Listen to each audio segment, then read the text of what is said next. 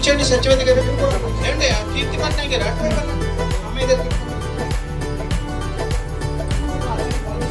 దయచేసి అందరూ బ్యాక్కి వెళ్ళండి. ఫోటోగ్రాఫర్స్ అందరూ ఇప్పుడు మన అందరి తరఫున మేడం గారిని మాట్లాడాల్సిందిగా కోరుతున్నాం. సిపి గారిని ఆశీర్వాదాలు కావాలి. హృదయపూర్వ నమస్కారం. లోకంలో ఇంకా మంచితనం ఉంది అని నేను అనుకోవడం నీలాంటి వాళ్ళని చూసే. ఎందుకంటే నేను ఇక్కడ వచ్చినప్పుడు నాకు అసలు తెలుగు రాదు. నేను ఆంధ్ర అమ్మాయిని కాదు, తమిళనాడు నుంచి వచ్చాను. మీరు నాకు తెలుగుతో పాటు ప్రేమ, సంస్కృతి అన్నీ నేర్పించారు. కాబట్టి ఇవాళ నేను తెలుగులో సులువుగా మాట్లాడగలుగుతున్నానంటే మీ వల్లే, మీరు చూపించిన ప్రేమ వల్లే. నేను అందరికీ ఫస్ట్ దాని కొరక ధన్యవాదాలు తెలియజేస్తూ నా ప్రసంగాన్ని స్టార్ట్ చేయాలని అనుకుంటున్నాను. మేడం చెప్పిన దానికంటే కొంచెం భిన్నంగా నా ఒపీనియన్ ఉంటుంది. తప్పులుంటే క్షమించవలసిందిగా కోరుకుంటున్నాను. నాకైతే మహిళలు ఇప్పుడు చాలా మంచిగా ఉన్నారని అనిపిస్తుంది. మన పెద్దలు పడిన కష్టాలు మనం పడాల్సిన అవసరం లేదు. అంటే మనకి వాళ్ళకంటే కొంచెం ఈజీ లైఫే ఉంది అని నాకు అనిపిస్తుంది. కొన్ని ఉదాహరణలు తీసుకోవాలంటే వాళ్ళు దేనికైతే కష్టపడ్డారో, సమహక్కు, న్యాయం, సమాజంలో గుర్తింపు, అవన్నీ మనకి ఇచ్చారు. ఇంకా చెప్పాలంటే మనకు అండగా నిలబడి మహిళలు, తోటి మహిళలు కానీ పురుషులు కానీ మనని ముందుకు తీసుకెళ్ళడానికి చాలా ముందుకు తీసుకెళ్ళడానికే చూశారు. ఇంకా చెప్పాలంటే మనమే మనలో ఉన్న నెగటివిటీని చంపుకోవాలి. అంతా బాగుంది, అందరూ బాగున్నామని అనుకుంటే నిజంగా బాగా కనిపిస్తుంది. ఎంపవర్మెంట్ అనేది ఎవరు మన చేతిలో వచ్చి ఇవ్వరు, మనం ఆల్రెడీ ఎంపవర్. దాన్ని గుర్తించి మనం ముందుకు నడవాలి. ఏది లేదు, ఎక్కడ చెడు జరుగుతుంది అంటే 100 విషయంలో ఒక చెడు అయితే జరుగుతుంది. ఒక పెద్ద వైట్ బోర్డులో ఒక నల్ల మరకని చూస్తూ ఉంటే ఆ నల్ల మరక మాత్రమే మన కంటికి పడుతుంది, కానీ అంత పెద్ద అనాల్సిన అవసరం లేదు. అంటే ప్రపంచంలో ఇంకా చాలా మంచితనం ఉందండి, అది మనలో కూడా ఉంది. మనం జస్ట్ దాన్ని కొంచెం లేపాలి.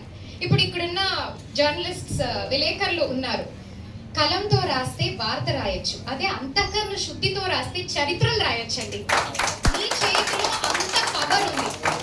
ఎంత పవర్ ఉందంటే లోకంలో ఏది అనుకుంటున్నారు, ఏ థాట్ ఉంది అని నిర్ణయించే పవర్ మీ దగ్గర ఉంది.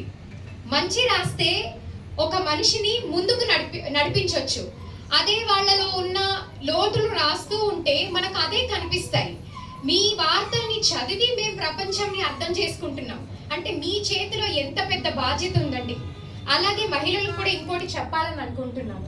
మన మీద ఉన్న విమర్శలు, మనకు వచ్చే విమర్శలు మాత్రం మనం చూసుకుంటూ దాన్ని ప్రూవ్ చేసుకుంటూ వెళ్తుంటే ముందుకు నడవడానికి మనకు సమయం సరిపోదండి.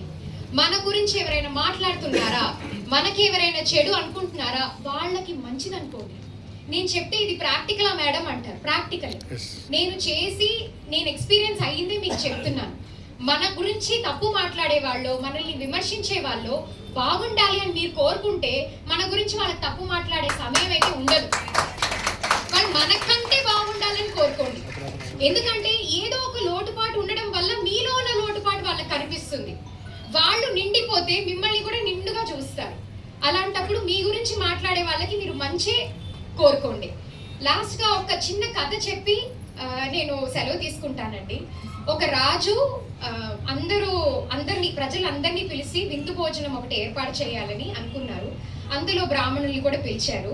పెద్ద పూజలు జరిపేసి విందు భోజనం ఏర్పాటు చేసేటప్పుడు ఒక గద్ద ఒక పావుని ఎత్తుకొచ్చి, చచ్చిపోయిన పావుని వంట చేసే ఆ పాట్లో వేసేసింది అనమాట. వేస్తే అది ఆ పావు అందులో ఒక భాగంగా కుక్ అయిపోయి అందరికి వడ్డించడం అప్పుడు ఆ పాము కూడా వచ్చిందండి. పాయిజన్ వల్ల చాలా మందికి అనారోగ్యం కలిగింది. చిత్రగుప్తుడు చిట్టా రాస్తారు కదా, అలాంటప్పుడు ఆయన ఆలోచించారు, ఈ పాపం ఎవరి మీద వేయాలి? గద్ద మీద వేయాలా? అవ్వదు, ఎందుకంటే దానికి 5 సెన్సెసే ఉన్నాయి. పాము మీద వేయాలా? వేయలేము, చచ్చిపోయింది. రాజు మీద వేయాలా? వేయలేము, ఎందుకంటే ఆయనకు తెలియదు. వంట చేసే వారి మీద వేయాలా? వేయలేము, ఎందుకంటే వాళ్ళకి తెలియదు. ఎవరి మీద వేయాలి అని ఆలోచిస్తూ ఉంటే అక్కడ ఒక పెద్ద గుంపు చూశారనమాట. చూస్తే అందులో ఒక బ్రాహ్మణుడు, నేను రాజుగారి విందుకి వెళ్తున్నానండి అంటే, ఒక లేడీ వచ్చి, వద్దు వద్దు, ఆయన చనిపోయిన పాముని వంట చేసి మీకు వడ్డిస్తున్నారు అని చెప్పిందంట. ఈవిడ మీదే వేయాలి అని నిర్ణయించుకొని చిత్రగుప్తుడు ఆవిడ మీద వేశాడు. కాబట్టి మనం ఎప్పుడు మంచే మాట్లాడితే, మనం మంచి ఆలోచిస్తే, అంతఃకరణ శుద్ధితో పనిచేస్తే ఎలా అంతఃకరణ శుద్ధి వస్తుందండి? మనలో మనం వెతుక్కోవాలి, స్వదర్శనం అనేది ఉండాలి. మనలో మనం ఏముండయి దాన్ని కరెక్ట్ చేసుకుంటూ వెళ్ళాలి. సమాజం అదంతరగా కరెక్ట్ అయిపోతుంది. సమాజం బాలేదు, వీళ్ళు బాలేదు, వాళ్ళు బాలేదు అని మనలో ఉన్న లోటుపాటుని మనం అలా దాచుకుంటున్నాం. మనల్ని ఫస్ట్ మనం కరెక్ట్ చేసుకుంటే సమాజం అనేది చాలా బాగుంటుందండి. Thank you so much. వారికి స్వాగతం.